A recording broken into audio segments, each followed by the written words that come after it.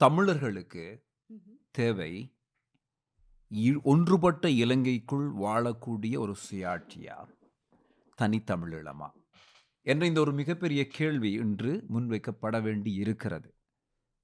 ஏனென்று சொன்னால், இந்த கேள்வி எதற்காக எழுப்பப்படுகிறது என்று சொன்னால், எந்த விடுதலை போராட்ட அமைப்பு தனித்தமிழீழம் என்ற ஒரு தேசிய இனமாக இந்த உலகத்தில் தேசிய நாடாக எமக்கான ஒரு நிலமாக தமிழீழம் உருவாகப்பட வேண்டும் என்று போராடியதோ, அந்த போராட்ட அமைப்புக்கு பின்னான காலம் என்பதில் தான் நாங்கள் இன்று நின்று கொண்டிருக்கிறோம்.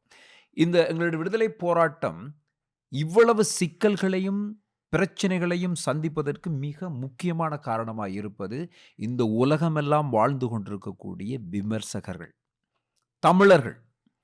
இன்றைக்கு புலம்பெயர்ந்த தேசத்தில் வாழக்கூடிய தமிழர்களை பார்த்து, தாயகத்தில் இருக்கக்கூடிய தமிழர்கள் கேட்கிற ஒரு பெரிய கேள்வி, ஓடிப்போன நீங்கள், பயந்து போய் ஓடிப்போன நீங்கள், பொருளாதார ரீதியான வளத்துக்காக நாட்டை விட்டு வெளியேறிய நீங்கள், எங்கள் நிலத்தை பற்றி பேசுவதற்கு உங்களுக்கு என்ன தகுதி இருக்கிறது என்று கேட்கிறார்கள். தமிழர்கள் கேட்கிறாங்களா? எ சிங்களவர்கள் கேட்கிறாங்களா? கேட்கிறார்கள். 2 பேருமே கேட்கிறார்கள். இங்கே இந்த இடத்தில் தான் நான் அந்த பலஸ்தீன விடுதலை போராட்டத்தினுடைய அ வெளியில், அதாவது பலஸ்தீனத்துக்கு வெளியில் வாழ்ந்தவர்கள், பலஸ்தீன விடுதலை போராட்டத்தை எவ்வளவுக்கு முன்னெடுத்துச் சென்றார்கள் என்பதை வரலாற்று ரீதியாக பார்க்க வேண்டும்.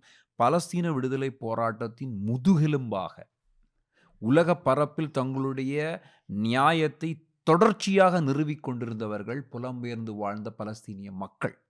நிச்சயம். இன்றும் வெளிநாடுகளில் இவ்வளவு பரவலான போராட்டங்கள் நிகழ்ந்து கொண்டிருக்கிறது என்று சொன்னால், அங்கு மக்கள் கொல்லப்பட்டுக் கொண்டிருக்கிறார்கள், அங்கு இளம் தலைமுறை அழிந்து கொண்டிருக்கிறது, நிலத்தில் இருக்கக்கூடிய அத்தனையும் அழிக்கப்பட்டுக் கொண்டிருக்கிறது எனும் பொழுது, அதை இந்த உலக பரப்பில் மக்களுக்கு கொண்டு போய் சேர்த்து அதன் நியாயத்தை பேசிக் கொண்டிருப்பவர்கள் யார்?